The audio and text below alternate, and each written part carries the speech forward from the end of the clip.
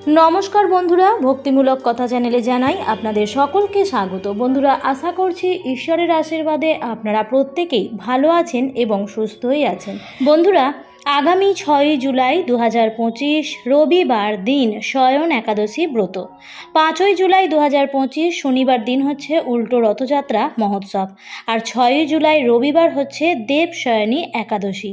রথযাত্রার পরের একাদশী আষাঢ় মাসের শুক্লপক্ষের একাদশী, শয়ন একাদশী ব্রত রবিবার দিন।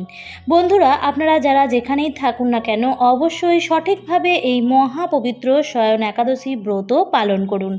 এই দিন থেকেই ভগবান নারায়ণ শ্বেতদ্বীপে অনন্ত শয্যায় 4 মাস ব্যাপী শায়িত হন বলে এই একাদশীর নাম শয়ন বা দেবশয়নী একাদশী।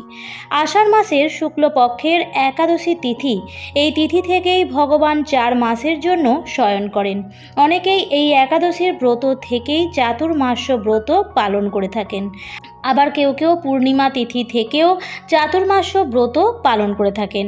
এই আষাঢ় মাসের শুক্লপক্ষের একাদশী থেকে ভগবান শয়ন করেন এবং 2 মাস পর অর্থাৎ শ্রাবণ মাস আর তারপর ভাদ্র মাসের শুক্লপক্ষের একাদশীতে ভগবান পার্শ্ব পরিবর্তন করেন। এই কারণে এটিকে বলা হয় পার্শ্ব একাদশী ব্রত। তার 2 মাস পর অর্থাৎ আশ্বিন এবং কার্তিক মাসের শুক্লপক্ষের একাদশী ব্রতকে বলা হয় উত্থান একাদশী ব্রত, অর্থাৎ ভগবান জাগরিত হন। একাদশীতে আপনারা চাল, গম, ডাল, ভুট্টা, তিল, সরিষা, ছোলা, চিয়া সিড, কাউন বা কুইনোয়া, বাকহুইট, ওটস, সামাচাল সহ সকল প্রকার রবি শস্য বর্জন করবেন। একাদশী ব্রতে আপনারা ফল, জল, দুধ, কাজু বাদাম, কাঠবাদাম, আলু সেদ্ধ, মিষ্টি আলু সেদ্ধ, আলু বাদাম ভুনা সবজি, আলু কুমড়া সবজি, সাবুদানা ফ্রাই সবজি, সাবুদানার পায়েস, আলুর চিপস প্রভৃতি গ্রহণ করতে পারেন। তবে সবজি, চিপস বা পায়েস রান্না করতে হবে বিশুদ্ধ ঘি বা সূর্যমুখী তেল দিয়ে।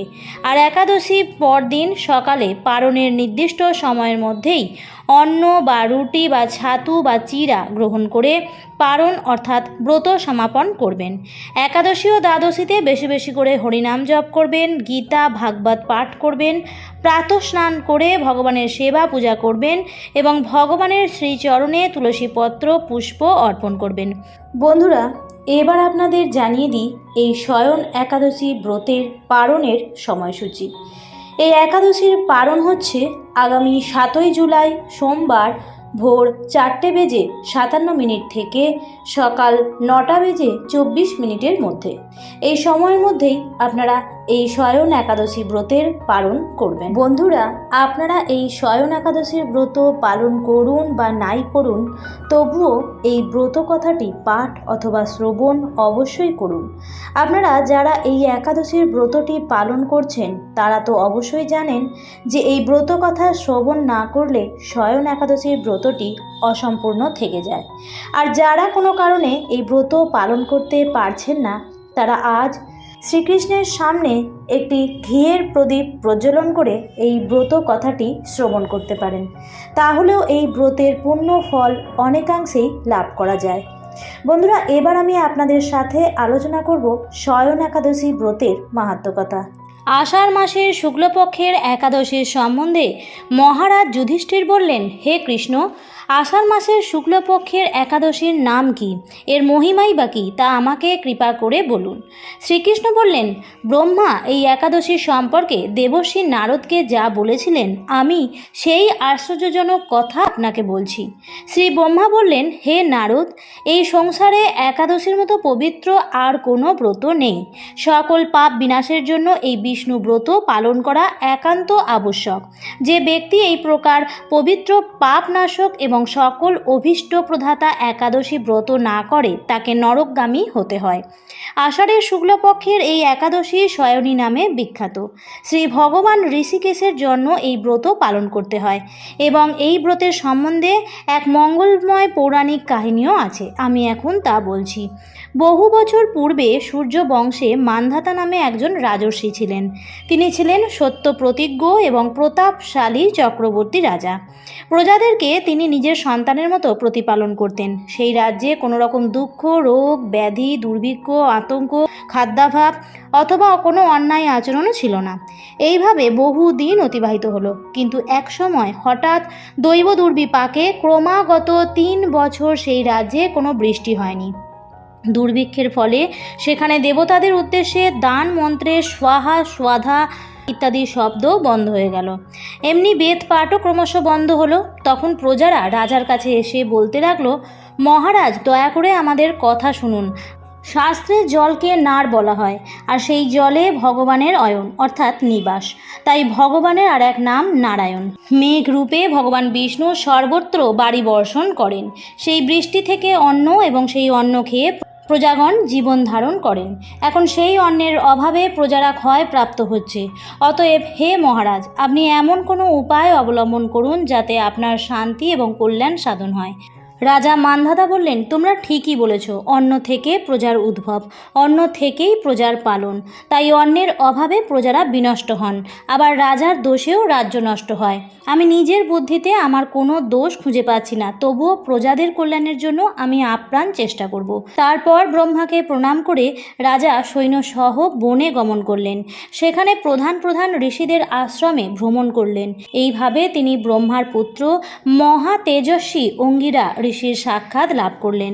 তাকে দর্শন মাত্রই রাজা মহানন্দে ঋষির চরণ বন্দনা করলেন। মুনিবর তাকে আশীর্বাদ ও কুশল জিজ্ঞাসা করলেন। রাজা তখন তার বনে আগমনের কারণ সবিস্তারে ঋষির কাছে জানালেন।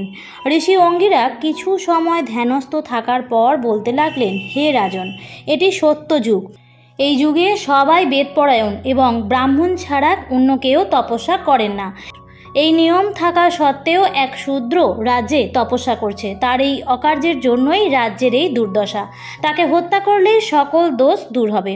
রাজা বললেন, হে মুনিবর, তপস্যাকারী নিরপরাধ ব্যক্তিকে আমি কিভাবে বধ করব? আমার পক্ষে সহজসাধ্য অন্য কোনো উপায় থাকলে আপনি দয়া করে আমাকে বলুন। তদুত্তরে মহর্ষি অঙ্গিরা বললেন, আপনি আষাঢ় মাসের শুক্লপক্ষের শয়নী নামে প্রসিদ্ধ একাদশী ব্রত পালন করুন। এই ব্রতের প্রভাবে নিশ্চয়ই রাজ্যে বৃষ্টি হবে। এই একাদশী সর্বসিদ্ধিদাত্রী এবং সর্ব উপদ্রব নাশকারিণী। হে রাজন, প্রজা ও পরিবারবর্গ সহ আপনি এই ব্রত পালন করুন। মুনিবরের কথা শুনে রাজা নিজের প্রাসাদে ফিরে গেলেন। আষাঢ় মাস উপস্থিত হলে রাজ্যের সকল প্রজা রাজার সঙ্গে এই একাদশী ব্রতের অনুষ্ঠান করলেন। ব্রতের প্রভাবে প্রচুর বৃষ্টিপাত হলো। কিছুকালের মধ্যেই অন্নাভাব দূর হলো। ভগবান হৃষিকেশের কৃপায় প্রজারা সুখী হলেন। এই কারণে সুখ ও মুক্তি প্রদানকারী এই ব্রত পালন করা সকলেরই অবশ্য কর্তব্য। ভবিষ্যত্তর পুরাণে যুধিষ্ঠির, শ্রীকৃষ্ণ তথা নারদ ব্রহ্মা সংবাদ রূপে এই মাহাত্ম্য বর্ণিত হয়েছে। বন্ধুরা, মনে রাখবেন যে এই একাদশীর ব্রত পালন কেবলমাত্র উপবাসই নয়, বরং ভগবান শ্রী হরিবিষ্ণুকে স্মরণ করে দিনটিকে অতিবাহিত করা।